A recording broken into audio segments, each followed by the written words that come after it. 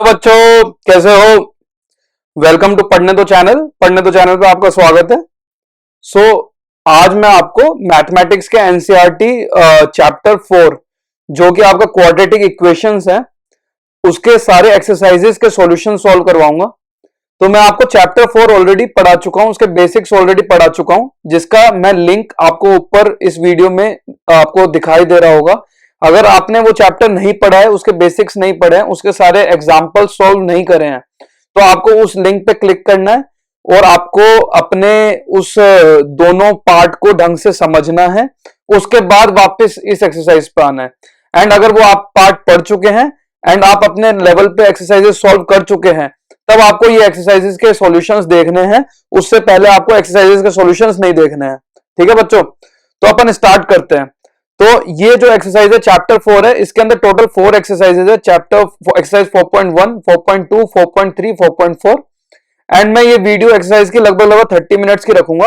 तो let's see कितने exercise में इन 30 मिनट्स में सॉल्व कर पाता हूं। एंड उसके बाद एक सेकंड पार्ट डल जाएगा जिसके अंदर बची हुई एक्सरसाइजेज सॉल्व हो रही होगी। ठीक है, तो ज्यादा बातचीत ना करते हुए स्टार्ट करते हैं ये वाले चीज को। तो check whether the solutions of the quadratic equation, check whether the following equations are quadratic equations or not। तो आपको इसमें ये चेक करना है कि ये क्वाड्रेटिक इक्वेशन है कि नहीं है, ये क्वाड्रेटिक इक्वेशन है कि नहीं है। अब मैंने आपको ये बताया था कि कोई भी क्वाड्रेटिक इक्वेशन होती है उसको आप A X square plus B X plus C की फॉर्म में लिखते हैं। ठीक है, पहली चीज। दूसरी चीज, उसका जो डिग्री होती है, डिग्री ऑफ कोई भी क्वाड्रेटिक इक्वेशन की शुड बी इक्वल टू 2। उसकी जो डिग्री है उसको 2 होना बहुत जरूरी है अगर वो क्वाड्रेटिक इक्वेशन है। And should be greater than 0, obviously greater than 0 होनी चाहिए, ग्रेटर देन 1 होनी चाहिए, ग्रेटर देन 1 होनी चाहिए एंड इक्वल टू 2 होनी चाहिए। कोई भी क्वाड्रेटिक इक्वेशन की डिग्री 2 होनी चाहिए। दूसरी चीज, तीसरी चीज, वो एक पॉलिनोमियल होना चाहिए, वो एक पॉलिनोमियल होना चाहिए एंड वो भी वन एक्सप्रेशन पॉलिनोमियल होना चाहिए, उसके अंदर 2 वेरिएबल्स नहीं हो सकते। ठीक है, तो अब हम चेक करते हैं। पहला भाई इसमें लिखा है x प्लस 1 का whole square is equal to twice into x minus 3। ठीक है, तो इसको कैसे लिखोगे, X square plus 2x plus 1 is equal to 2x minus 3। 2x से 2x कट गया, X square plus 4 is equal to 0। अब बच्चों बताओ क्या ये पॉलिनोमियल है? जी यस है, पॉलिनोमियल यस। ठीक है, पहला चेक हो गया। दूसरा चेक, क्या इसकी डिग्री 2 है? क्या इसकी डिग्री इज इक्वल टू 2 है? यस। दूसरा चेक, क्या इसके अंदर कोई भी नेगेटिव डिग्री या फिर कोई भी 1/2 डिग्री पॉलिनोमियल है? जी नहीं है, जी नहीं है, जी नहीं है, इसलिए तो ये पॉलिनोमियल है, मतलब ये एक क्वाड्रेटिक इक्वेशन है। अगले पे चलते हैं। X square minus 2x is equal to minus 2 3 minus X, which is X square minus 2x is equal to minus 6 plus 2x, x square minus 4x plus 6 is equal to 0। पहला, क्या ये polynomial है? Is this a polynomial? जी yes, ये polynomial है। Second, इसकी degree क्या है? इसकी डिग्री 2 है, करेक्ट। तीसरा, क्या ये A X square plus B X plus C की फॉर्म में लिखा हुआ है? जी लिखा हुआ है। ए की वैल्यू तो 1 है, बी की वैल्यू -4 है, सी की वैल्यू 6 है, मतलब ये एक पॉलिनोमियल है, मतलब ये भी एक क्वाड्रेटिक इक्वेशन है। अब अपन चलते हैं फोर्थ क्वेश्चन पे, फोर्थ वाले पे। ये है x minus 3 2x plus 1 is equal to x into x plus 5। इसको देखिए, ये हो जाएगा 2x square minus 6x plus x minus 3 is equal to x square plus 5x।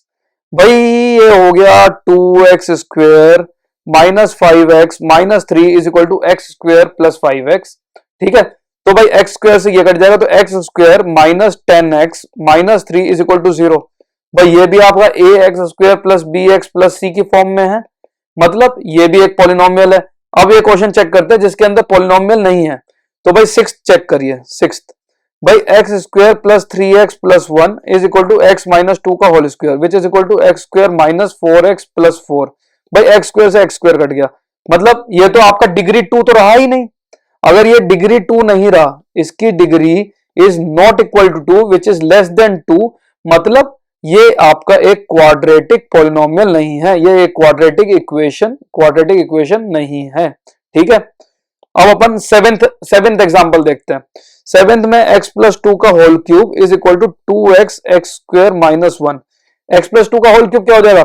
X cube plus 3 into 2x² plus 3 into x into 2² plus 2³ भाई a plus b का whole cube क्या होता है a³ plus b³ plus 3ab² plus 3a² भी, ठीक है। तो ये हो जाएगा x³ plus 8 plus 6x² plus 12x is equal to twice x³ minus 2x। भाई ये x³ से x³ कट गया। अब इसकी डिग्री क्या है भाई, इस पॉलिनोमियल की आपकी जो डिग्री है is greater than 2, greater than 2 हो गई क्योंकि इसकी डिग्री 3 हो गई। भाई x³ तो अवेलेबल है, मतलब ये आपका क्वाड्रेटिक इक्वेशन नहीं है। बाकी क्वेश्चंस आप सॉल्व कर लीजिएगा। तो अपन का इसका क्रक्स क्या है, इस क्वेश्चन का क्रक्स क्या है, कोई भी क्वाड्रेटिक इक्वेशन आपका ax² plus bx plus c is equal to 0 की फॉर्म में होता है। इजी है, समझ में आ गया। अगले पे चलते हैं। अगला क्वेश्चन क्या है, represent the following situation in the form of quadratic equation. ये देखो आपका ना जो एमसीक्यू होता है ना सीबीएसई बोर्ड में, सीबीएसई बोर्ड के जो एमसीक्यू होते हैं, सीबीएसई बोर्ड के जो एमसीक्यू होते हैं, ये उनके क्वेश्चन है 1 मार्क्स के। एंड ये 1 मार्क्स ना स्कोर करना बहुत इजी होता है। एंड वही वाली बात है ना कि 90 से 91 और 89 ये 1 मार्क्स तय कर देते हैं कि भाई आपका 89 आएगा कि आपका 91 आएगा। 91 आ गया तो आपका ग्रेड ए हो गया, 89 आ गया तो आपका ग्रेड बी हो गया, ठीक है। तो आपको ये सारे क्वेश्चन इसलिए बहुत जरूरी है करना है। तो the area of rectangular plot is 528 metre square. भाई कोई भी एक आपका रेक्टेंगुलर प्लॉट है ऐसा, इसका एरिया दे रखा है 528 मीटर स्क्वायर, ठीक है। The length of the plot in metre is 1 more than twice its breadth. Let's say इसकी ब्रेड्थ इसकी x है, इसकी ब्रेड्थ लेट्स से x है, तो इसकी लेंथ क्या होगी, इसने दे रखा है the length of the plot in metre is 1 more than twice its breadth, मतलब 2x प्लस 1 होगी। भाई 1 more than twice its breadth. भाई ब्रेड्थ तो x है आपकी, ये तो आपकी ब्रेड्थ x है, ठीक है। भाई अगर आपका ये निकल गया, आपने x निकाल लिया और आपने ये बोल दिया ये 2x प्लस 1 है, भाई आपका लेंथ भी निकल गया, आपका ब्रेड्थ भी निकल गया, तो आपकी क्वाड्रेटिक इक्वेशन क्या होगी, x into 2x plus 1 is equal to 528। भाई एरिया ऑफ अ रेक्टेंगल क्या होता है, एरिया ऑफ अ रेक्टेंगल क्या होता है, लेंथ इंटू ब्रेड्थ होता है। एरिया ऑफ रेक्टेंगल आपका लेंथ इंटू ब्रेड्थ होता है, तो ये हो जाएगा 2x² plus x minus 528 is equal to 0। ये आपका पहला सॉल्यूशन को क्वाड्रेटिक इक्वेशन में लिख दिया। अगले पे चलते हैं। अब अगला क्या है, the product of two consecutive positive integer is 306। भाई इनमें ये चीज समझिए, इसमें क्या लिख रहा है, कॉन्जिक्यूटिव पॉजिटिव इंटीजर्स। कॉन्जिक्यूटिव का मतलब क्या है, 1 and 2, ये दोनों कॉन्जिक्यूटिव पॉजिटिव इंटीजर है। 2 and 3 ये भी कॉन्जिक्यूटिव पॉजिटिव इंटीजर है। 3 and 4 ये भी कॉन्जिक्यूटिव पॉजिटिव इंटीजर है। मतलब लेट्स से अगर आपका एक इंटीजर x होगा, फर्स्ट इंटीजर x होगा, तो आपका सेकेंड इंटीजर x प्लस 1 होगा, आपका सेकेंड इंटीजर x प्लस 1 होगा, क्योंकि ये भी एक कॉन्जिक्यूटिव इंटीजर है।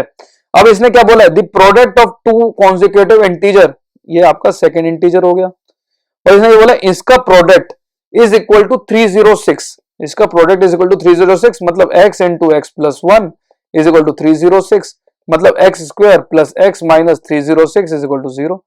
जी सॉल्व हो गया, हो जाएगा, नहीं होएगा, सॉल्व हो जाएगा ना। क्वाड्रेटिक इक्वेशन है, ये आपकी क्वाड्रेटिक इक्वेशन है, ये निकालने के लिए बोला, ठीक है। आगे चलते हैं। Rohan's mother is 26 years older than him. भाई ये है रोहन, लेट्स अज्यूम इसकी एज है x, इसकी एज है x, ठीक है। अब ये है रोहन की मम्मी खांसी करती हुई, ठीक है। भाई ये रोहन की मम्मी है, इनकी एज लिख रखा है 26 ईयर्स, ऐड कर दो, मतलब 26 प्लस x हो गई।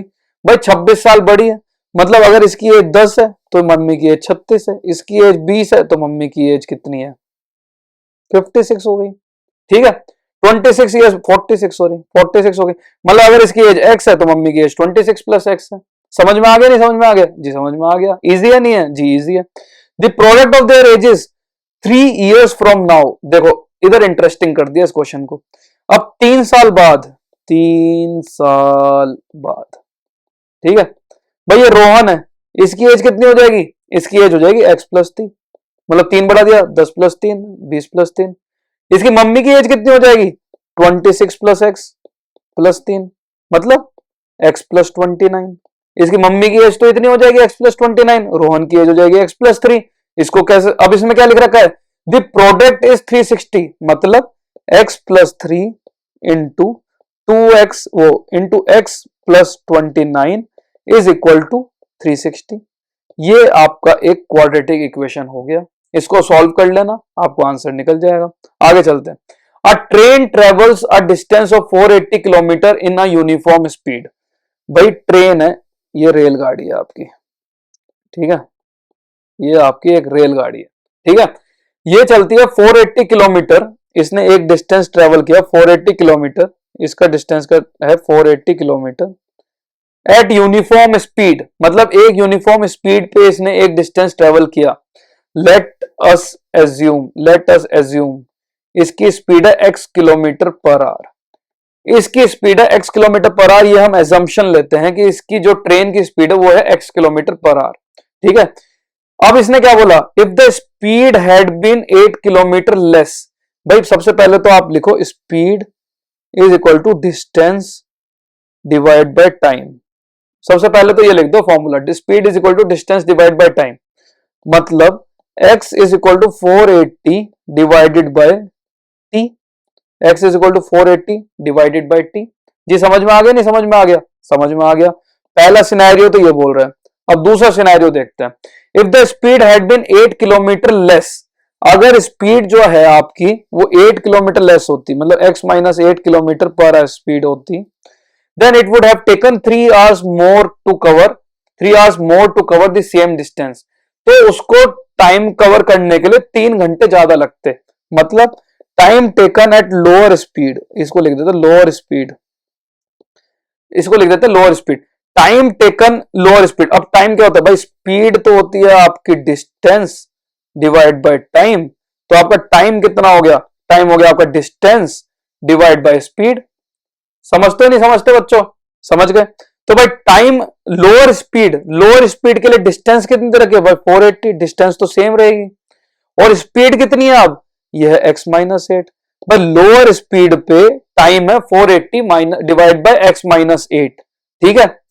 जब आपकी टाइम नॉर्मल स्पीड पे ये हो जाएगा आपका 480 divide by x, 480 divide by x, ये हो गया लोअर स्पीड पे 480 डिवाइड बाय x-8। अब जब स्पीड कम होएगी तो टाइम ज्यादा होगा। जब स्पीड कम होएगी, मतलब कोई चीज 10 किलोमीटर पर आवर से चल रही है और वो 1 घंटे में पहुंच रही है, और वो उसकी स्पीड डबल कर दे, 10 की जगह 20 किलोमीटर पर आवर कर दे, तो वो 1 घंटे की जगह आधे घंटे में पहुंचेगा सेम जगह। जी पहुंचेगा नहीं पहुंचेगा? आप मेरे घर से मेरी दुकान पे अगर 5 मिनट में पहुंचते हो, ठीक है, अगर आप डबल स्पीड से चलोगे तो टाइम कम लग जाएगा। तो इसने क्या बोला है भाई, जब स्पीड कम होती है ना तो 3 घंटे ज्यादा लगते हैं, मतलब t नॉर्मल स्पीड से जब चलता है माइनस t लेस स्पीड से जब चलता है इज इक्वल टू 3 आवर। मतलब क्या हो गया, नॉर्मल स्पीड पे वो 480 बाय x चलता है, लेस स्पीड पे 480 डिवाइड बाय x-8 चलता है, इज इक्वल टू 3 आवर, ठीक है। मतलब इसको दोबारा लिखते हैं 480 divide by x minus 480 divide by x-8 is equal to 3 hour, ठीक है। इसको सॉल्व करो, 480 को कॉमन ले लो, x-8 minus x divide by x-8 is equal to 3, x से x कट जाएगा, -8 into 480 is equal to 3x into x-8, ठीक है भाई। 3 से ये 3 कट गया, 3 1 जा 3, 3 6 जा 18, 160, -8 into 160 is equal to x square minus 8x। ये आपका पॉलिनोमियल, ये आपका क्वाड्रेटिक इक्वेशन आ गया, ये आपका क्वाड्रेटिक इक्वेशन ड्राइव हो गया। अगला चलते हैं। अगला क्या है, फाइंड, अब आ गया अपना एक्सरसाइज 4.2, अपन आ गया एक्सरसाइज 4.2 पे। 4.1 समझ में आ गई, नहीं समझ में आ गई? जी आ गई। आगे चलते हैं। अब ये बोला है find the roots of the following quadratic equation by factorisation. Factorisation method मैंने आपको चैप्टर 4 का पार्ट 1 के अंदर डाल रखा है, उसको देखिए, यूट्यूब पे सर्च करिए चैप्टर 4 पार्ट 1 क्वाड्रेटिक इक्वेशन पढ़ने दो, आपको मिल जाएगा, ठीक है। इसको सॉल्व करते हैं, इन क्वेश्चन को सॉल्व करते हैं। पहला क्वेश्चन है x square minus 3x minus 10 is equal to 0। आपको फैक्टराइजेशन मेथड से सॉल्व करना है, मतलब आपको इसको और इसको मल्टीप्लाई करना है। क्या आ गया? 10 आ गया। इसके फैक्टर्स क्या क्या है भाई? 5 इंटू 2 फैक्टर्स है, जी है। 10 इंटू 1 फैक्टर्स है, जी है। इन दोनों के अलावा कोई फैक्टर है? जी नहीं है। तो इसको अब 5 इंटू 2 देखते हैं आप। तो 5 माइनस 2 क्या होता है? 3 होता है, जी 3 होता है। इधर ये 3 दिख रहा है, जी दिख रहा है। मतलब x square minus 5x plus 2x minus 10 is equal to 0। इसको ऐसे लिख सकते हैं? नहीं लिख सकते? जी लिख सकते हैं। मतलब x into x minus 5 plus 2 into x minus 5 is equal to 0। x plus 2 x minus 5 is equal to 0। मतलब x is equal to minus 2 comma 5। ये दो सॉल्यूशंस हो गए। समझ में आ गया? नहीं समझ में आ गया? जी समझ में आ गया। आगे चलते हैं। 2x square plus x minus 6 is equal to 0। अब क्या करो? इन दोनों को देखो भाई। 2 इंटू 6 क्या हो गया? 12 हो गया, which is equal to 4 into 3, 6 into 2। इसके अलावा कुछ हो सकता है? इसके अलावा कुछ हो सकता है? 12 इंटू 1। भाई 12 माइनस 1 प्लस 1 तो 13 होता है, ये तो इधर नहीं है। 6 माइनस 2 4 होता है, 6 प्लस 2 8 होता है, ये भी इधर नहीं है। 4 माइनस 3 क्या होता है? 1 होता है, भाई ये तो इधर है। मतलब 2x square plus 4x minus 3x minus 6 is equal to 0। 2x को कॉमन लो, 2x प्लस 2 माइनस 3 को कॉमन लो, x माइनस 2x प्लस 2 को कॉमन ले लिया, तो ये हो जाएगा आपका x प्लस 2, माइनस 3 को कॉमन ले लिया, x plus 2 is equal to 0। 2x minus 3 x plus 2 is equal to 0। x की वैल्यू हो गई 3/2, x की वैल्यू हो गई 2। आंसर आ गया? नहीं आ गया? -2। आंसर आ गया? नहीं आ गया? जी आ गया। आगे चलते हैं। अब ये फोर्थ देखते हैं। फोर्थ थोड़ा इंटरेस्टिंग सा लग रहा है, फोर्थ देखते हैं। और मैं बस अब आपको फैक्टर बताऊंगा कैसे निकालते हैं। 1/8 इज इक्वल टू 0। भाई 2 इंटू 1/8 कितना हो गया? 2 इंटू 1/8 कितना हो गया? 1/4 हो गया। 2 इंटू 1/8 कितना हो गया आपका? 1/4 हो गया? नहीं हुआ? हो गया जी। 2 इंटू 1/8 आपका 1/4 हो गया। अब 1/4 के फैक्टर देखते हैं। भाई 1/4 के फैक्टर इजी। 1/2 इंटू 1/2 हो गया? नहीं हो गया? हो गया? नहीं हो गया? जी हो गया। 1/2 इंटू 1/2। अब भाई 1/2 प्लस 1/2 क्या हो गया? 1 हो गया। 1 तो इधर है। मतलब 2x square minus 1/2x minus 1/2x plus 1/8 is equal to 0। But 2x square में तो इसमें क्या करो? x को कॉमन ले लो। ये हो गया आपका 2x minus 1/2।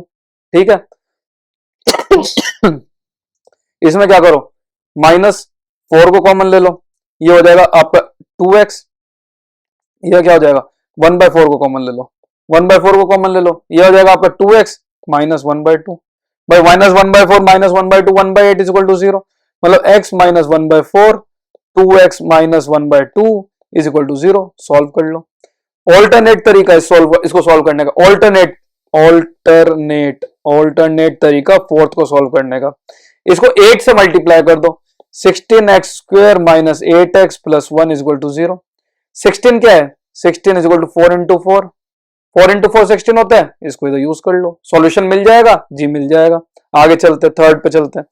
√2x square plus 7x plus 5 √2 is equal to 0। इन दोनों को मल्टीप्लाई करो, क्या आ गया? 5 √2 इंटू √2 क्या होता है आपका? 5 √2 इंटू √2, 5 √2 इंटू √2, 5 इंटू 2 होता है, मतलब 10 हो गया। मतलब 10 हो गया। 10 हो गया जी? नहीं हो गया? जी 10 हो गया। अब 10 को सॉल्व करते हैं। भाई ये क्या आ गया? 5 इंटू 2 10 होता है। होता है, मतलब √2x square plus 5x plus 2x plus 5 √2 is equal to 0 कर दो। कर दिया। इधर x कॉमन ले लो। √2x प्लस 5, इधर √2 कॉमन ले लो। √2x plus 5 is equal to 0। Solution मिल जाएगा। मिल जाएगा? नहीं मिलेगा? समझ गए। फिफ्थ पे आते हैं। 100x square minus 20x plus 1 is equal to 0। इन दोनों को देखो तो भाई 100 क्या होता है? 10 इंटू 10 होता है। 10 प्लस 10 कितना होता है? 10 प्लस 10 20 होता है। सॉल्यूशन हो जाएगा? जी हो जाएगा। आगे चलते हैं। Find two numbers whose some is 27 and whose product is 182। And ये सारे हम करेंगे फैक्टराइजेशन मेथड से, बिकॉज फैक्टराइजेशन मेथड का कॉन्सेप्ट चल रहा है। तो two numbers whose some is 27। भाई दो नंबर है, two numbers. Let the number 1 be x, let the number 1 be x, let the number 1 be first number be x। तो सेकंड नंबर क्या हो जाएगा? भाई हो जाएगा 27 माइनस x, क्योंकि इन दोनों का एडिशन 0 मतलब 27 है, तो प्लस x। ये क्या हो गया? 27 हो गया। मतलब सॉल्व हो गया। अब प्रोडक्ट क्या दे रखा है? 182 दे रखा है। मतलब 27 minus x into x is equal to 182। मतलब 27x minus x square is equal to 182। मतलब which implies that x square minus 27x plus 182 is equal to 0. अब 182 को देखते हैं हम, 182 का फैक्टराइजेशन करना है कि 27 आ जाए, तो 182 is equal to 2 into 91, 2 into 91 which is equal to 2 into 13 into 7, 13 into 7 91 है कि नहीं है, 7 3 21, 7 1 7 2 9 91, हाथ जी है। तो 13 into 7 into 2 मतलब ये हो जाएगा आपका 13 into 14, ठीक है। और 13 plus 14 कितना है जी, 13 plus 14 तो 27 है। तो आप इसको इस तरह से डाल सकते हो, x square minus 13x minus 14x plus 182 is equal to 0। मतलब x into x minus 13 minus 14 into x minus 13 is equal to 0। मतलब x की वैल्यू 13, x की वैल्यू 14। जब x को 13 रखोगे तो दूसरा नंबर 14 आ जाएगा, जब x को 14 रखोगे तो दूसरा नंबर 13 आ जाएगा। मतलब आपका आंसर 13 एंड 14 है। मतलब टू नंबर्स आर 13 एंड 14। आगे चलते हैं। Find two consecutive positive integers. Again consecutive positive integers है, मतलब अगर एक इंटीजर x है तो दूसरा इंटीजर x प्लस 1 है। सम ऑफ वूज स्क्वायर इज 365। इसमें दे रखा है कि इन दोनों का स्क्वायर को ऐड करो, मतलब x square plus x plus 1 का whole square is equal to 365। मतलब x square plus 2x plus 1 is equal to 365। मतलब 2x square plus 2x minus 364 is equal to 0। भाई 2 से इसको डिवाइड कर दो सिंप्लीफाई करने के लिए। X square plus x minus 182 is equal to 0। अब अगेन 182 आ गया। अब भाई 182 जब हमने निकाला था, 182 जब हमने निकाला था तो 182 is equal to 14 into 13 and 14 minus 13 is equal to 1। तो इसको आप सॉल्व कर सकते हो। X square plus 14x minus 13x minus 182 is equal to 0। तो x plus 14 minus 13x plus 14 is equal to 0। मतलब x is equal to 13 and x is equal to minus 14। These two are answers. अब आप देखिए इसके answer है आपका x equal to 13 and x is equal to minus 14। अब आप consecutive positive integers है आपका, तो minus 14 can not be an answer क्योंकि ये पॉजिटिव इंटीजर आना है आपका। तो x is equal to 13 is an answer. 13 square plus 14 square is equal to 365। 13 square plus 14 square is equal to 365। इसको वेरीफाई कर लेना एंड आपका आंसर भी वेरीफाई हो जाएगा। आगे चलते हैं। The altitude of a right angle triangle is 7 centimetre less than it's base. भाई ये आपका राइट एंगल ट्रायंगल है, ठीक है। अब इसमें ये दे रखा है कि ये जो एल्टीट्यूड है, तो भैया इसको समझो, ये तो एल्टीट्यूड हो गया, ये आपका बेस हो गया एंड ये आपका हाइपोटेन्यूज हो गया, ठीक है। 1 2 3 इसको याद कर लो कि इसको बोलते हैं एल्टीट्यूड, इसको बोलते हैं बेस, ये होता है हाइपोटेन्यूज। मतलब बेस वो होता है जो जमीन पे होता है और ये जमीन पे है। मतलब आप भी ना जमीन पे रहोगे तो आपका बेस स्ट्रांग रहेगा, इसलिए तो मेरे से पढ़ रहे हो अपना बेस स्ट्रांग करने के लिए, ठीक है। चलो आगे चलते हैं, मजाक की बात हो गई। तो आपने बेस को एज्यूम कर लिया x, let us assume base is x। तो altitude of a right angle triangle is 7 centimetre less than it's base. मतलब 7 centimetre less than it's base, मतलब एल्टीट्यूड इज x माइनस 7। भाई क्योंकि बेस अगर x है तो altitude 7 centimetre less than x है, तो ये हो गया x माइनस 7। अब हाइपोटेन्यूज दे रखे 13 square is equal to x square plus x minus 7 का होल स्क्वायर। समझ में आ गया, नहीं समझ में आ गया जी? समझ में आ गया। 169 is equal to x square plus x square minus 14x plus 49, ठीक है। 49 169 हो गया 120 is equal to 2x square minus 14x। मतलब x square minus 7x minus 60 is equal to 0, ठीक है। भाई 60 क्या होता है? 15 इंटू 4, 60 इज 15 इंटू 4, ठीक है। ये तो आता है आपका 60। भाई 15 माइनस 4 कितना होता है? 11 होता है। 15 प्लस 4 कितना होता है? 19 होता है। तो ये तो नहीं हो सकता बीच में ये तो बीच में नहीं हो सकता। तो और देखते हैं और क्या हो सकता है। तो बच्चों देखिए 60 को अगर हम इस तरह से लिखते हैं तो इसकी एक वैल्यू आती है 60 इज इक्वल टू 5 3 जा 15, 5 इंटू 3 2 जा 6 2 जा 12, 12 और 5 17। तो 12 इंटू 5 भी 60 होता है। तो ये हो जाएगा x square minus 12x plus 5x minus 60 is equal to 0। X x minus 12 plus 5x-12 is equal to 0। मतलब x is equal to -5 and x is equal to 12। भाई -5 कभी बेस हो सकता है, नहीं हो सकता? नहीं हो सकता। मतलब 12 इज योर आंसर। मतलब बेस की वैल्यू इज 12, एल्टीट्यूड की value is 5 and 12 square plus 5 square is equal to 13 square. तो ये हो गया 13, ये हो गया 12, ये हो गया 5। चेक कर लीजिए, आंसर आ गया है। आगे चलते हैं। A cottage industry produces a certain number of pottery articles per day। ठीक है, ये क्वेश्चन मैंने आपको एग्जांपल में भी समझाया था। मैंने आपको एग्जांपल में समझाया था ये वाला क्वेश्चन उस तरीके से कि अगर आपका कोई भी टॉय इंडस्ट्री है, एग्जांपल में टॉय इंडस्ट्री था, ये आपका कॉटेज इंडस्ट्री का एग्जांपल है। A cottage industry produces a certain number of pottery articles in a day. It was observed that on a particular day, the cost of production of each article was 3 more than twice the number of articles produced on that day। तो भाई scenario 1 देखते हैं। इसमें इस तरह से करते हैं हमेशा क्वेश्चंस को। आप पहले इस क्वेश्चन के इतने बड़े क्वेश्चन को ब्रेक कर लीजिए। तो आप जब ब्रेक करोगे तो आप ऑब्जर्व करोगे कि सिनेरियो 1 के हिसाब से on a particular day the cost of production of each article, cost of production of each article, ठीक है, was 3 more than twice the number of article produce. तो भाई अगर total number of article produced को अगर आप x मान लेते हो, तो आप ये बताओ कि कॉस्ट ऑफ प्रोडक्शन को आपने x क्यों नहीं माना और आपने नंबर ऑफ आर्टिकल प्रोड्यूस को x क्यों माना? क्योंकि ये आसान है करना। अगर आप कॉस्ट ऑफ प्रोडक्शन को x मानते तो आपको पूरा इसको रिवर्स करना पड़ता। आपको क्वेश्चन में क्या दे रखा है कि भाई कॉस्ट ऑफ प्रोडक्शन को आपको टोटल नंबर ऑफ आर्टिकल से कंपेयर किया हुआ है, तो आप टोटल नंबर ऑफ आर्टिकल को x मानोगे तो आप कॉस्ट ऑफ प्रोडक्शन इजीली निकाल पाओगे। तो इसमें क्या लिख रखा है, वो 3 मोर than twice the number of article produce, मतलब 3 + 2x। ठीक है, इजी है, समझ गए। If the total cost of production on that day is 90 rupees, मतलब x into 2x + 3 is equal to 90। Easy है, मतलब 2x² + 3x - 90 is equal to 0। समझ गए नहीं समझे? But 2x² + 3x - 90 is equal to 0। तो इन दोनों को फैक्टराइजेशन मेथड के लिए हो गया 90 × 2 हो गया 180। अब आपको 3 निकालना है। तो भाई इसको ना इजी तरीका होता है, ये करो 2 × 90, 2 × 45, 5 × 9, 3 × 3। ठीक है, अब चेक करो 3 कब आएगा।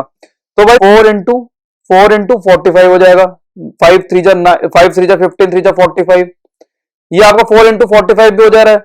भाई अगर आप इसको 4 के बाद क्या आएगा 2 × 4, उसके बाद आप 2 6 ले लो, 6 × 15 6 जा 15 6 वो 2 × 3 6, 5 2 जा 10 30, 6 × 30 भी हो जाएगा। ठीक है, 36 जा 180 होता है। ठीक है, 2 × 2 अब 2 4 6 आ गया, तो आप इसको 9 भी ले लो, 9 × 20, 9 × 20 भी 180 होता है। ठीक है, इसके बाद करो आप 2 × 4 3 जा 12, 12 × 2 2 जा 4 3 जा 12 × 15, 15 × 12 भी आपका 180 होता है। अब ये देखो 15 × 12 क्या हो गया, 3 आ गया, मतलब 2x² + 15x - 12x - 90 is equal to 0। तो इसको x कर दो, 2x + 15 माइनस इसको आप 6 ले लो, 6 2x + 15 इज इक्वल टू 0। तो x की वैल्यू आपकी 6 आ गई और x की वैल्यू आपकी -15/2 आ गई। माइनस वैल्यू हो नहीं सकती, मतलब 6, मतलब उस दिन total number of article produce थे 6 एंड उनकी कॉस्ट थी 15। समझ में आ गया नहीं आया बच्चों? और 15 6 90, उस दिन 90 रुपीज आपके खर्च हुए थे। इजी है, क्लियर हो गया। इस तरीके से इसको सॉल्व करना है, थोड़ा टाइम लेके सॉल्व करना है ताकि कि गलत ना हो। और ये क्वेश्चंस आपके लगभग 4 मार्क्स के आते हैं पेपर में, तो आपको टाइम लेके सॉल्व करना है। बिल्कुल आराम से टाइम लीजिए कि आपका गलत ना हो, उस हिसाब से सॉल्व करिएगा इस क्वेश्चंस को। अपन आगे चलते हैं, तो अगले क्वेश्चन पे आते हैं। अगला आप आ गए अपन एक्सरसाइज 4.3 पे। एक्सरसाइज 4.3, तो अभी आपको एक्सरसाइज 4.3, तो अभी आपको एक्सरसाइज 4.3 एंड 4.4 दो एक्सरसाइजेस बची है। ये मैं आपको पार्ट 2 में डालूंगा। इस पार्ट में मैंने आपको एक्सरसाइज 4.1 एंड 4.2 के कंप्लीट क्वेश्चंस करा दिए हैं। पार्ट 2 कल ही अपलोड हो जाएगा, ज्यादा टाइम नहीं लगेगा। आज मैं पार्ट 1 अपलोड कर दूंगा, कल मैं आपको पार्ट 2 अपलोड कर दूंगा। तो आपको कोई भी डाउट होगा तो पार्ट 2 जब अपलोड हो जाएगा उसमें चेक कर लीजिएगा, वो भी आपको ऊपर इसके लिंक मिल जाएगा पार्ट 2 का। ठीक है, till then thank you and subscribe to पढ़ने दो channel for more interesting and more updates on your chapter 10th। दूसरा, चैनल को please like, share and subscribe with your friends. मैं आपको एक्सरसाइज 4.1, 4.2 इधर पढ़ा चुका हूं। 4.3 एंड 4.4 बहुत जल्दी इसी चैनल पे अपलोड हो जाएगी। आई थिंक कल ही मैं अपलोड कर दूंगा, लेकिन आप जब पढ़ रहे होगे तो आई थिंक आपको दोनों मिलेगी। ठीक है।